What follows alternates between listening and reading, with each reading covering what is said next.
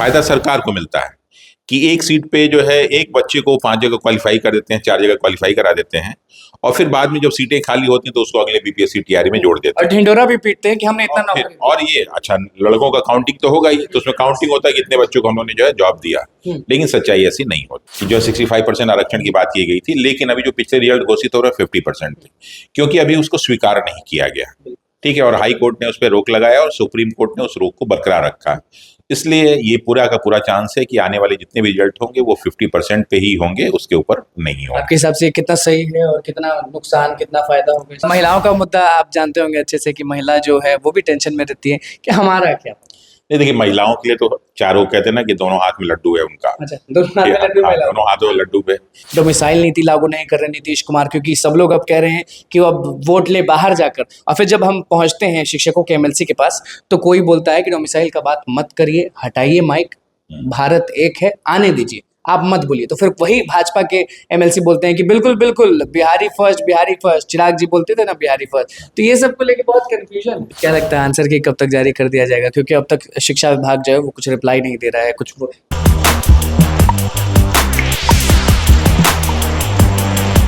नमस्कार, मैं हूं अनुकुल तिवारी और आप वॉइस हब देख रहे हैं। देखिए, लगातार हम बीपीएससी शिक्षक अभ्यर्थियों का जो भी मुद्दा होता है सबसे पहले भैया एकदम रगड़ के दिखाते हैं। हमारे साथ रमांशु सर मौजूद हैं। बहुत सारे मुद्दे हैं, 5 मुद्दा आपको अच्छे से मालूम होगा। वो 5 मुद्दे पर हम बातचीत करेंगे, क्योंकि शिक्षक अभ्यर्थी ना बहुत टेंशन में चल रहे हैं टीआरई 1 को लेकर, टीआरई 2 को लेकर। और अभी तो 1 कैंडिडेट 1 रिजल्ट का मुद्दा इतना बढ़ चुका है कि सब लोग कमेंट करते रहते हैं, कुछ भी वीडियो बनाए कमेंट करते हैं कि भैया 1 कैंडिडेट फिक्स होना चाहिए, फिक्स होना चाहिए। सबसे पहले किस मुद्दे को आप समझते हैं कि सबसे बड़ा मुद्दा? देखिए, मुद्दे तो सारे के सारे लगभग बराबर हैं जी। लेकिन ये है कि एक होता है लोकप्रिय मुद्दा। बीपीएससी टीआरई 1 में कोई और था, टीआरई 2 में कोई और है, टीआरई 3 में कोई और है। तो मुझे लगता है कि सारे मुद्दों का अपना अपना स्थान है, लेकिन आपने जो कहा ना कि 1 कैंडिडेट 1 रिजल्ट, ये बहुत ही एक अच्छा मुद्दा है जिसपे सरकार को बहुत अच्छे ढंग से काम करना चाहिए। और दूसरा एक ये भी है कि ये छात्रों के लिए बहुत ही लाभकारी है। लेकिन इसका नुकसान और फायदा क्या है? फायदा सरकार को मिलता है कि एक सीट पे जो है एक बच्चे को 5 जगह क्वालिफाई कर देते हैं, 4 जगह क्वालिफाई करा देते हैं और फिर बाद में जब सीटें खाली होती हैं तो उसको अगले बीपीएससी टीआरई में जोड़ देते और हैं ढिंडोरा भी पीटते हैं कि हमने इतना और फिर नौकरी और ये अच्छा लड़कों का काउंटिंग तो होगा ही, तो उसमें काउंटिंग होता है कि इतने बच्चों को हम लोगों ने जो है जॉब दिया। लेकिन सच्चाई ऐसी नहीं होती।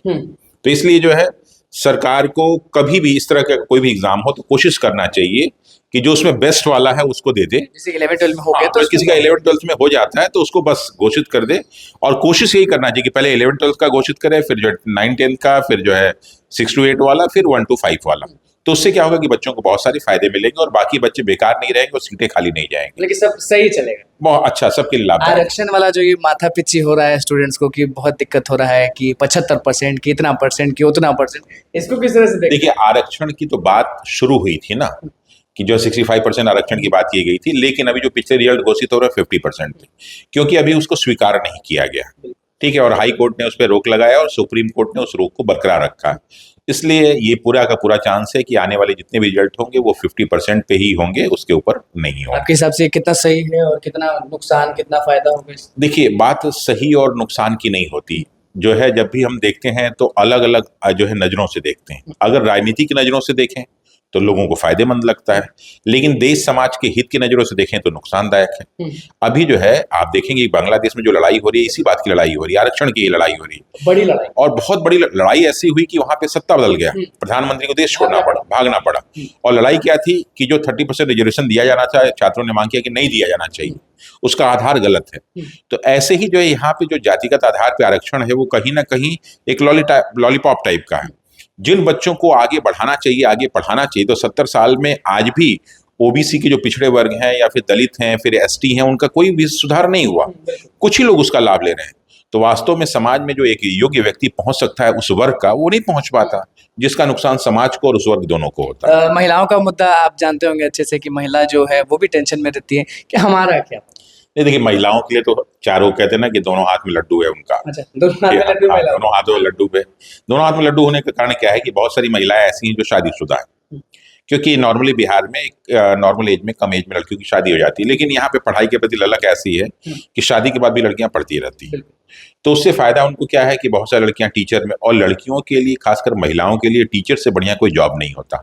महिलाओं के लिए टीचर से उससे बढ़िया कोई जॉब नहीं। उससे बढ़िया कोई जॉब नहीं। उसका कारण क्या है कि महिलाओं का एक नेचुरल गुण होता है मातृत्व, बच्चों को खिलाना, और बच्चों को खिलाते खिलाते पढ़ाना जितना एक महिला कर सकती है, और बच्चे जितना महिलाओं से जुड़े रहते हैं, पुरुषों से नहीं जुड़ते हैं। पुरुष गुस्सा आएगा क्या पढ़ देगा, लेकिन महिलाएं उसको प्यार से समझाती हैं। इसलिए खासकर बेसिक में 1 से 5 तक में बच्चों को पढ़ाने के लिए हर जगह, चाहे आप किसी फॉरेन में भी चले जाएंगे, क्रिश्चियन मिशनरी स्कूल में चले जाएंगे, चाहे किसी गांव में चले जाइए, तो जो है महिलाओं को ज्यादा प्रेफरेंस दिया जाता है, और वो बहुत अच्छा टीचर साबित भी होती है। तो दोनों हाथ में लड्डू, ये ऐसा बात बोले तो जितनी भी महिला है ना, महिला अभ्यर्थी, वो बोलेंगे कि रमांशु सर दोनों हाथ में लड्डू बोल रहे, क्या बात है, मतलब कि हम लोग अब ठान लिए, मतलब कि मान लें कि शिक्षिका बन जाएंगे। हाँ, देखिए मेन क्या है कि 50% तो उनके लिए आरक्षण है ही, ये अपने आप में एक बहुत बड़ी चीज है। अब 50% आरक्षण में क्या होता है कि हर जात, हर वर्ग की महिलाएं आ जाती हैं सारे लोग। हाँ, दूसरा क्या है कि बहुत सारी ऐसी लड़कियां हैं जो अच्छी स्कूल कॉलेज से पढ़ी हुई हैं, तो वो नॉर्मली जो है, जो अनरिजर्व कैटेगरी आता है, कई लोग उसको जनरल कैटेगरी समझते हैं, वो जनरल कैटेगरी नहीं होता, वो अनरिजर्व कैटेगरी होता है। तो अनरिजर्व कैटेगरी में लगभग कम से कम 10% महिलाएं आ जाएंगी, तो 50% वो प्लस 10% ये 60% हो गया। और प्लस अभी कहा जा रहा है कि कुछ पुरानी और बैकलॉग की जो वैकेंसीज है वो डाली जाएंगी, तो अगर वो डाली जाती है तो उसमें स्वाभाविक कि 5 से 10% महिलाएं आ सकती हैं। तो कुल मिला के अगर टोटल वैकेंसी की बात करें तो उसमें जो है खासकर 1 से 5 वाले में वो जो है लगभग 65 से 70% महिलाएं आ सकती हैं। 70 मान लें, 65 मान लें, 70 ही मान लें। नहीं, 70 हमारी 65 ही मानी है कि 65% महिलाएं शामिल हो सकती हैं। लेकिन फिर नुकसान हो रहा है पुरुषों का, क्योंकि पुरुषों का नुकसान इसलिए हो रहा है, 2 कारण है। पुरुष के पैसे से परिवार चलता है, बिल्कुल, और महिलाओं के पैसे से परिवार में जो है सामाजिक स्थिति आगे बढ़ती है, दोनों अपग्रेड हो जाता है, अपग्रेड होता है। एक पुरुष पैसा कमाएगा तो घर में जो है 20 इंच की टीवी लेके आएगा, लेकिन वहां की महिला कमाने लगेंगी तो फिर वहां 50 इंच का टीवी आ जाएगा, जो जरूरी नहीं है। अच्छा, तो इसलिए महिला नाराज हो जाएंगी। महिलाएं नाराज होने की बात नहीं है, जहां पे एक परिवार चल रहा है और जहां पे एक परिवार का उत्थान है, दोनों में अंतर है। लेकिन अब जो बना है वो तो मिलेगा ही मिलेगा। तो स्वाभाविक है कि महिलाओं का वो जो हक है, एक ये भी कह सकते हैं कि 70 साल से महिलाओं को जो हक मिलना चाहिए नहीं मिल पा रहा। आज भी हम लोग अपने क्लास में देखते हैं, कहीं बाहर देखते हैं, संसद में ही आप देख लीजिए तो कितनी महिलाएं चुन के आ रही हैं। 550 में मुश्किल से मुश्किल 70-75 महिलाएं चुन के आ रही हैं, क्योंकि उनमें जागरूकता का अभाव है, और जागरूकता है भी तो उनको मौके नहीं मिल रहे हैं। तो अगर शिक्षा के माध्यम से महिलाओं को मौका मिल रहा है तो बहुत अच्छी चीज। 3 मुद्दा आप डिस्कस कर चुके हैं। पहला महिलाओं वाला आपने बता दिया, दोनों हाथ में लड्डू है। उसके बाद रिजर्वेशन पे आपने बहुत चीज बोल दिया, 1 कैंडिडेट 1 रिजल्ट पर आपने जमकर बोला।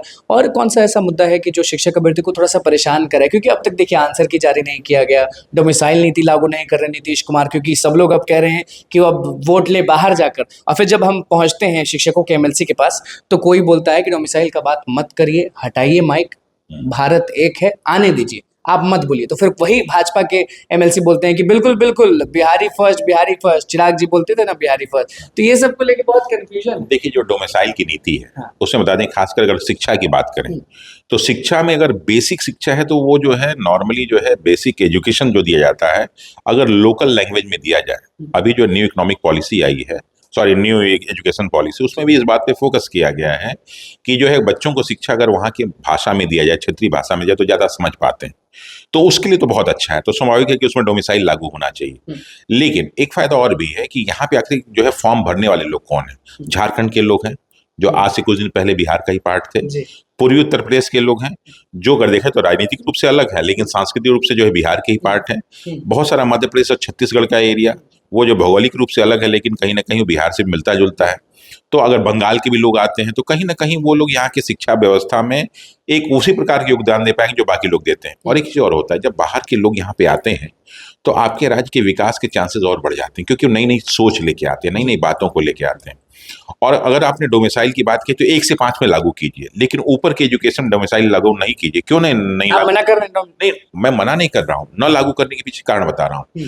क्योंकि अगर पूरे भारत में आप रोजगार की तलाश करने वालों में देखोगे तो नंबर 1 पे बिहार के लोग हैं। अगर आप इस तरह की बात करेंगे कि बिहार बिहारियों के लिए है, तो कल को बाकी राज्य वाले कहेंगे फिर बिहारी। तो लोग बोलते हैं कि 10% जो है वो फिक्स करिए ना।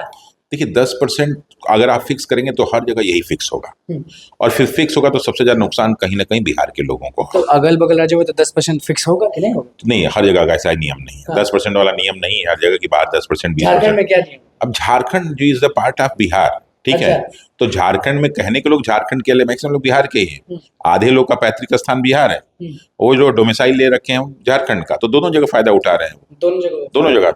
तो कुछ राज्यों में खासकर जो जनजातीय राज्य होते हैं वहां पे इस तरह का नियम लागू किया जाता है, लेकिन जो जनजातीय राज्य नहीं वहां पे इस तरह का नियम लागू नहीं हो पाता। क्या लगता है आंसर की कब तक जारी कर दिया जाएगा, क्योंकि अब तक शिक्षा विभाग जो है वो कुछ रिप्लाई नहीं दे रहा है, कुछ वो तो कब जारी कर देखिए अब आंसर की जल्दी, देखिए आंसर की तो पहले से तैयार रहता है, कोई नई बनाने वाली चीज तो होती नहीं है। नहीं, फिर उसके बाद जैसे आंसर की जारी होता है ना, तो जो शिक्षक अभ्यर्थी होते हैं वो तर्क देते हैं, जो तर्क देते हैं तो उधर से फिर आंसर की जारी होता है। तो अब देखिए जैसे आंसर की तो इनको जारी कर देना चाहिए, वैसे मुझे लगता है कि 15 अगस्त के आसपास ये आंसर की जारी हो जानी चाहिए। पक्का एकदम। हाँ, अब पक्का नहीं कह सकते, ये एक्सपेक्टेशन है भाई। एक रात में आपने जो है 1 महीने पहले सोचा था कि बांग्लादेश में तख्ता पलट हो जाएगा, तो इसलिए कल को क्या हो जाए हम नहीं जानते। इसलिए हर चीज का हम एक्सपेक्टेशन, कल हम रहे ना रहे, एक्सपेक्टेशन होता है कि ऐसा होना चाहिए। बस आखिरी सवाल ये रहेगा कि टीआर 1 टीआर 2 को लेके जो हाईकोर्ट आदेश दे दिए, लेकिन फिर भी शिक्षा विभाग बहुत स्लो है और रिप्लाई नहीं देती है। तो नहीं देखिए, शिक्षा विभाग बहुत सारी चीजों का रिप्लाई देती है, ऐसा नहीं कि नहीं देती है, क्योंकि क्या उसमें क्या कि बहुत सारे अधिकारी बदले गए।